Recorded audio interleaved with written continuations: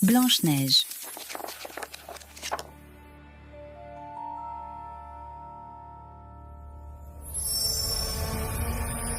Il était une fois, derrière les murs froids d'un grand palais, une reine très méchante vivait. Cette reine, appelée Ella, passait chaque jour devant son miroir magique au cadre ancien en argent.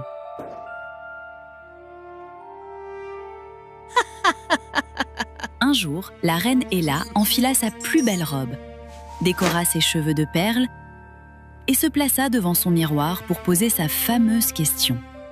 « Miroir, mon beau miroir, dis-moi, suis-je la plus belle de toutes ?» Mais cette fois, le miroir donna une réponse bien différente. « Oui, ma reine, vous êtes belle, mais Blanche-Neige est maintenant 1000 fois plus belle. » Le sourire de la reine disparut aussitôt, remplacé par une colère terrible. D'abord, elle pensa que le miroir se moquait d'elle. Mais quand le visage doux et innocent de Blanche-Neige apparut sur la glace, elle devint folle de rage. À cet instant, elle jura de détruire la pure beauté de Blanche-Neige. Elle appela aussitôt le chasseur qu'elle croyait le plus loyal et sans pitié. Emmène Blanche-Neige dans la partie la plus sombre et la plus profonde de la forêt. Et laisse-la aux bêtes sauvages, maintenant.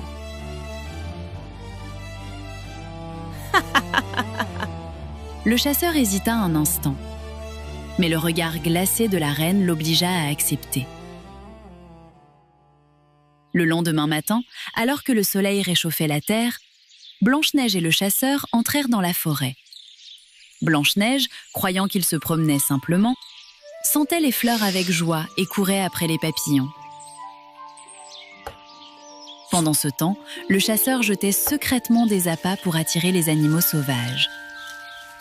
Puis, il se cacha derrière un arbre et attendit. Mais à ce moment-là, Blanche-Neige trouva un petit oiseau au sol, l'aile cassée. Elle le prit doucement dans ses mains, le réchauffa et déchira un morceau de sa robe pour bander sa petite aile. En voyant la gentillesse et l'innocence de Blanche-Neige, le chasseur s'arrêta. Soudain, un lion sauvage sortit des buissons. Le roi de la forêt s'avança silencieusement vers Blanche-Neige, prêt à attaquer. Quand le chasseur vit le lion, il comprit à quel point les ordres de la reine étaient cruels. Et à cet instant, il sauta en avant pour protéger Blanche-Neige du lion.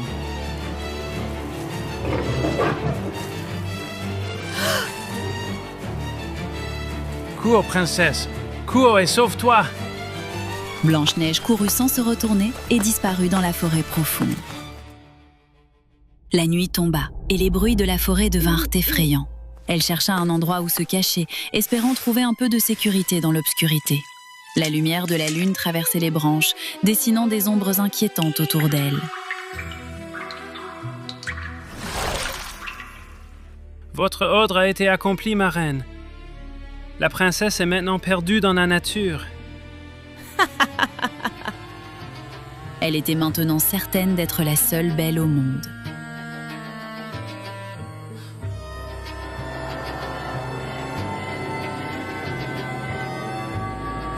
Mais Blanche-Neige, épuisée et trébuchant sur les branches, fut accompagnée par un doux cerf qui marcha à ses côtés dans la sombre forêt jusqu'au matin.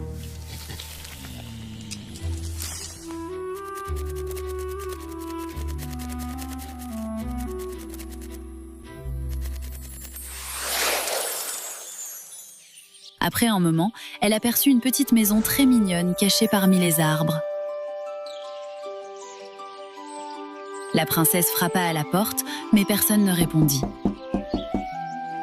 Lorsqu'elle poussa doucement la porte, elle s'ouvrit en grinçant toute seule.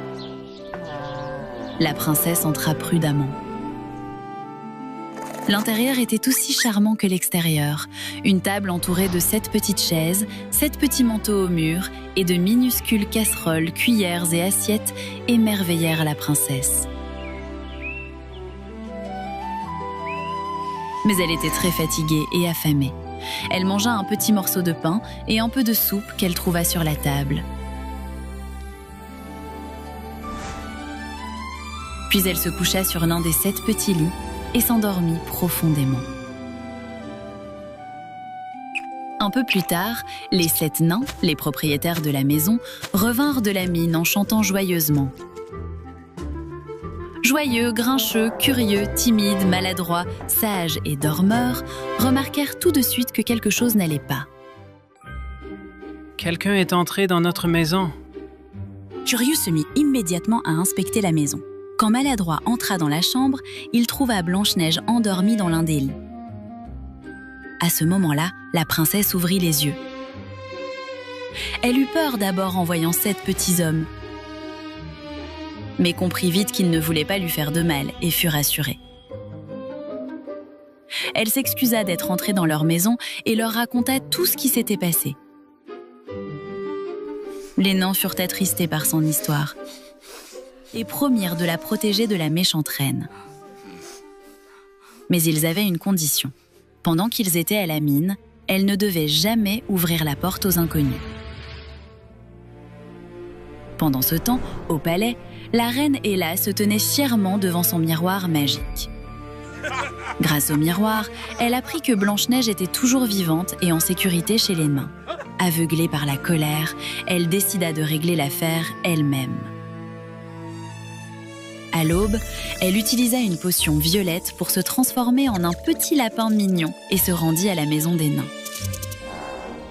Quand Blanche-Neige vit le lapin qui sautillait comme s'il était blessé, elle eut pitié de lui et le laissa entrer. Pendant que la princesse ne regardait pas, Ella reprit sa vraie forme et déposa sur l'oreiller un poison silencieux et mortel, puis s'éclipsa sans être vue. Ce soir-là, au moment où Blanche-Neige allait poser sa tête sur l'oreiller, les nains rentrèrent de la mine. Blanche-Neige courut joyeusement pour les accueillir. Cette nuit-là, ils dansèrent et s'amusèrent tous ensemble près de la cheminée bien chaude. Ensuite, ils s'endormirent sur les coussins moelleux devant le feu, fatigués mais heureux. Ainsi, le poison sur l'oreiller s'évapora lentement et disparut.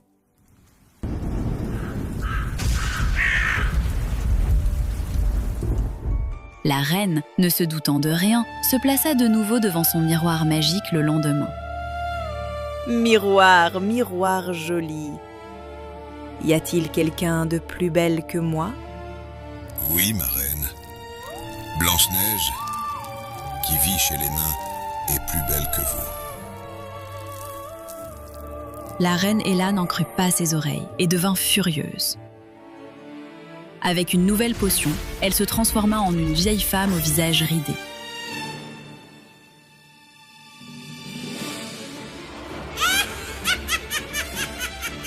Elle prépara un panier rempli de pommes rouges brillantes, mais injecta un poison mortel dans la plus belle et la plus rouge. Puis, elle se rendit chez les nains et frappa à la porte. Blanche-Neige se souvint de l'avertissement des nains, mais eut pitié de la vieille femme fatiguée qu'elle aperçut et ouvrit la porte. La vieille femme offrit les pommes à la princesse. Blanche-Neige ne résista pas aux pommes rouges brillantes et prit celle que la sorcière lui tendait. Elle en croqua une grande bouchée avec envie. Mais le poison agit aussitôt et Blanche-Neige s'effondra avant même de pouvoir avaler. La vieille femme s'éloigna, riant méchamment de sa victoire. Pendant ce temps, un prince très beau, voyageant depuis des terres lointaines, aperçut la vieille femme en traversant la forêt profonde. Il allait lui demander si elle avait besoin d'aide quand elle se transforma soudain en la méchante reine Ella, dans un éclair de lumière. Le prince se méfia et comprit qu'elle préparait quelque chose de mauvais. Alors, il décida de la suivre. Quand les 7 nains rentrèrent chez eux, ils trouvèrent Blanche-Neige étendue au sol, sans vie. Ils l'appelèrent, mais la princesse ne se réveilla pas. Leur cœur était brisé et ils pleurèrent pendant des jours.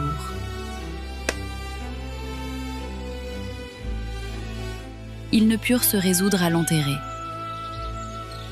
À la place, ils déposèrent la princesse dans un cercueil de verre et le laissèrent flotter sur le plus long fleuve du royaume pour que tous puissent admirer sa beauté. Un prince, chevauchant son cheval blanc le long du fleuve, remarqua le cercueil de verre flottant dans une petite barque. Il suivit le cercueil qui dérivait lentement pendant un moment.